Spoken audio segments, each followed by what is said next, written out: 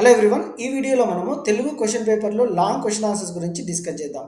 16th question ఎప్పుడు మనకి పద్య భాగంలో నుంచి ఇవ్వడం జరుగుతుంది. ఈ విధంగా 2 ప్రశ్నలు ఇచ్చి ఏదైనా ఒక దానికి మాత్రమే అటెంప్ట్ చేయాల్సి ఉంటుంది. ఇంటర్నల్ చాయిస్ ఉంటుంది. 8 మార్క్స్. 17th క్వశ్చన్ ఎప్పుడు మనకి గద్య భాగంలో నుంచి అడుగుతారు. 2 ప్రశ్నలు ఇచ్చి ఏదైనా ఒక దానికి సమాధానం రాయాల్సి ఉంటుంది. దీనికి కూడా ఇంటర్నల్ చాయిస్. దీనికి కూడా 8 మార్కులు. అంటే పద్య భాగంలో నుంచి 2 ప్రశ్నలు 8 మార్కులు, ఒకదానికి మాత్రమే సమాధానం రాయాలి. అలాగే గద్య భాగంలో నుంచి 2 ప్రశ్నలు ఇస్తారు. ఒకదానికి సమాధానం రాయాలి. 8 మార్కులు. ఈ 16 మార్కులు చాలా ఇంపార్టెంట్ స్టూడెంట్స్. సో నేను కొన్ని important questions and answers explain చేస్తాను. సో ఈ వీడియో మీకు డెఫినెట్గా హెల్ప్ఫుల్ అవుతుంది. Don't skip the video, watch till the end. చదువు పాఠ్యభాగ సారాంశాన్ని మీకు సొంత మాటల్లో రాయండి. ముందుగా పద్యభాగం క్వశ్చన్ ఆన్సర్స్ చూద్దాం. కొరవి గోపరాజు చదువు పాఠంలో విద్య అవసరాన్ని వివరించారు. విక్రమార్కుని ఆస్థాన పురోహితుడు త్రివిక్రముడు తన కుమారుడు కమలాకరుడి చదువు గొప్పతనాన్ని వివరించాడు. తల్లిదండ్రులు కుటుంబానికి గౌరవం తెచ్చే విద్య నేర్చుకోవాలి, లేకపోతే పిల్లలు వంశానికి భారమవుతారు. మంచి రూపం, ఉత్తమ వంశం ఉన్న చదువు లేనివాడు కుటుంబానికి వెలుగునివ్వడు. విద్యను దొంగలు దోచుకోలేరు, రాజులు తీసుకోలేరు, దానం చేసినా తగ్గదు, మరింత పెరుగుతుంది.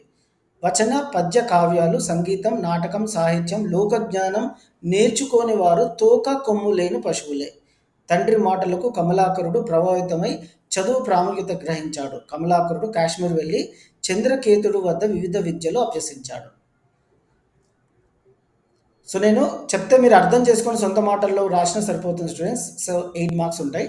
పాఠంలోని శతక పద్యాల ఆధారంగా మన ప్రవర్తన, నడవడిక ఎట్లా ఉండాలో వివరించండి. మనం ఎల్లప్పుడూ దాన గుణాన్ని అలవరుచుకోవాలి.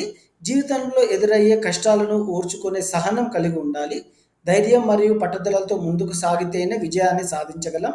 ఏనుగు, చేప, పాము, జింక, తుమ్మెదలు తమ బలహీనతల కారణంగా చిక్కుకుపోతాయి.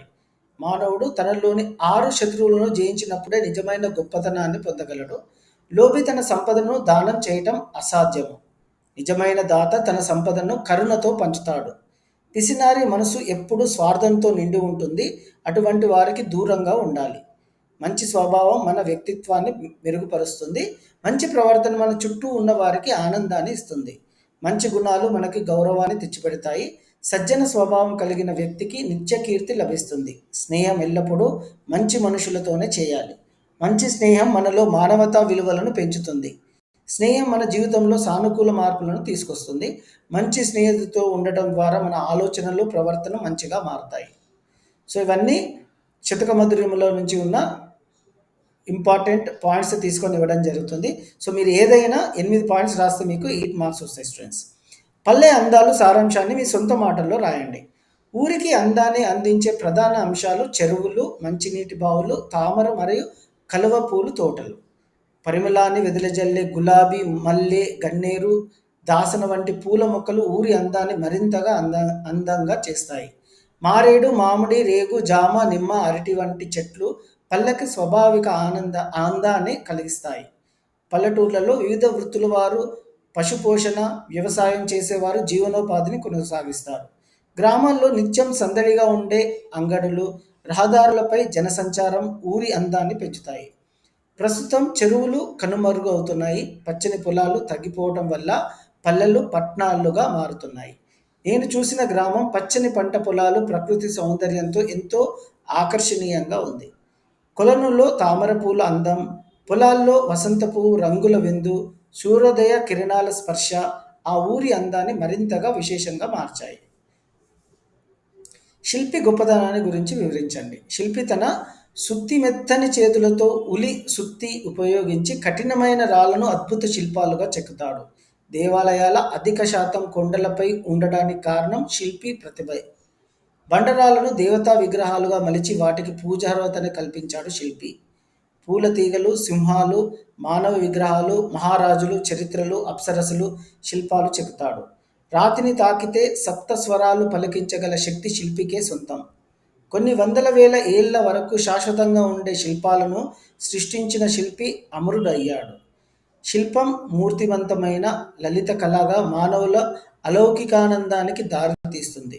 కఠినమైన రాళ్లను కరిగించి కవి భావానికి రూపకల్పన చేయగల అద్భుత ప్రతిభ శిల్పకుంది. సమాజంలో మనుషులంతా ఒకటే అనే వాక్యాన్ని సమర్థిస్తూ రాయండి. సమాజంలో మనుషులంతా సమానమే. వారిలో కుల, మత, వర్ణ, వర్గ భేదాలు లేవు. నేత పనివారు బట్టలు తయారు చేయకపోతే మనం దుస్తులు ధరించలేము.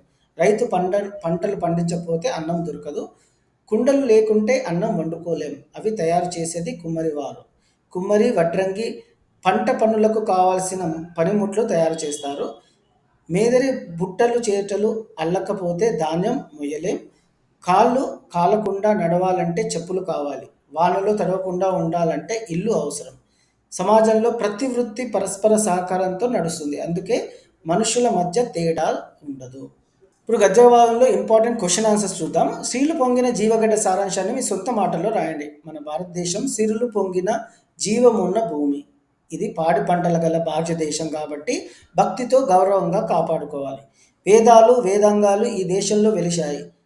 ఆది కావ్యమైన రామాయణం ఇక్కడే పుట్టి మహాభారతం భాగవతాలకు వేదవ్యాసుడు రచించాడు.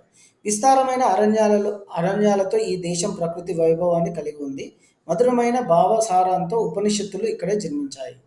పరదేశులకు బంధహస్తంతో దేశ గౌరవం తగ్గిపోతుంది. మన రాజులు పరాక్రమ చరిత్రలు సుదీర్ఘమైన కాలంలో వెలుగొందాయి.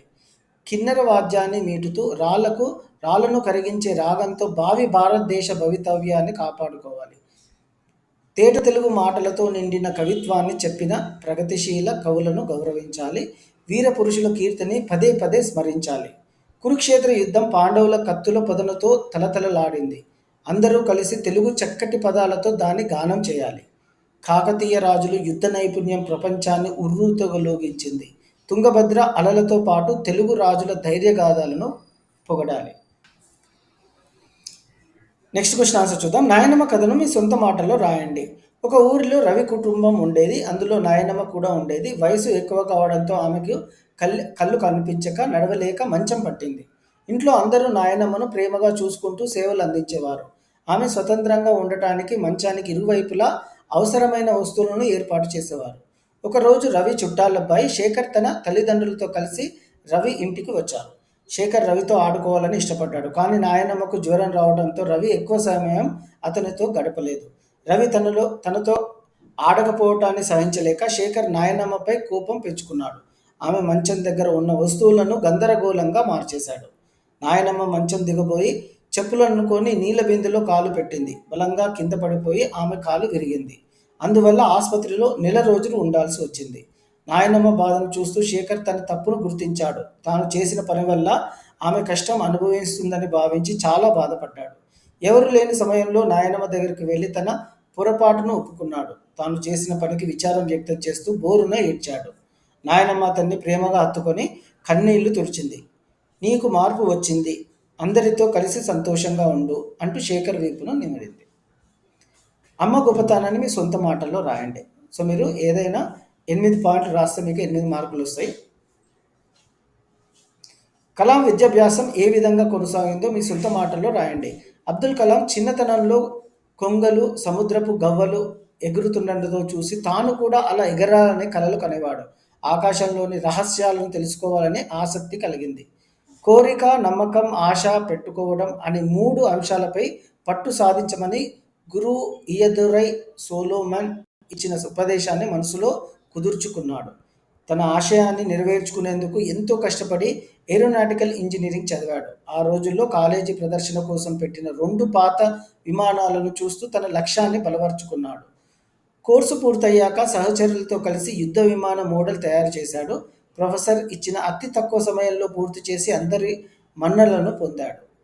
వ్యాస రచనల పోటీలో మన విమానాన్ని మనమే తయారు చేసుకుందాం అనే వ్యాసాన్ని తమిళంలో రాసి మొదటి బహుమతి పొందాడు. భారతదేశానికి తొలి స్వదేశీ రాకెట్ అభివృద్ధిలో ప్రధాన పాత్ర పోషించాడు. అద్భుతమైన పరిశోధనతో మిస్సైల్ మ్యాన్గా గుర్తింపు పొందాడు. అంకిత భావంతో నిరంతర శ్రమించి భారతదేశానికి శాస్త్రవేత్తగా అధ్యక్షుడిగా సేవలందించాడు. తన అభిప్రాయాలు, పాఠాల్లో యువతతో నూతనోత్సాహాన్ని నింపాడు. తన కృషి, పట్టుదల, ఆశయాలతో భారతదేశ శాస్త్ర సాంకేతిక రంగాల్లో చిరస్మరణీయుడిగా నిలిచాడు. ఆ విధంగా కలాం తన ఆశయ సాధనతో ఈ వీడియో మీకు హెల్ప్ఫుల్ అయినట్టుంటే please give a like, share with your friends. Thank you.